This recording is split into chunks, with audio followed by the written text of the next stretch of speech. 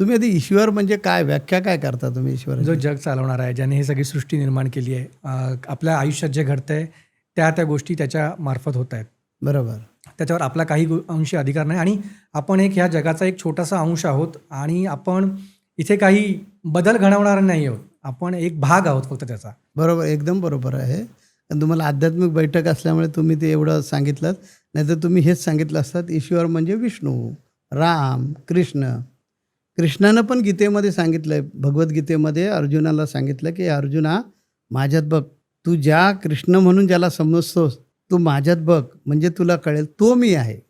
याचा अर्थ काय, कृष्णामध्ये पण रामामध्ये पण आत्मस्वरूपामध्ये तत्व आहे, त्याला ईश्वर म्हणतात, की जे चैतन्यमय आहे, निर्गुण आहे, ते सगुण आहे, ते कुठे नाही अशी जागा नाही. म्हणजे आपण फक्त एक आपली पृथ्वी समजत असतो, असे अनंत कोटी ब्रह्मांड आहेत.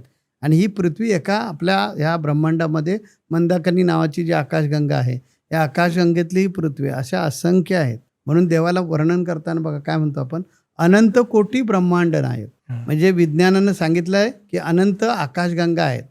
ते आमच्या अध्यात्मानं हजारो वर्षापूर्वी म्हणजे विज्ञानाच्याही अगोदर सांगितलं आहे की अनंत कोटी आकाशगंगा आहेत, म्हणजे ब्रह्मांड आहेत. आणि प्रत्येक आकाशगंगेमध्ये अनेक ग्रहतारे आहेत. आता ज्याला आपण एक सूर्य मानतो, हा मंदाकिनी आकाशगंगेतला तुम्ही सूर्याशी बोलताय.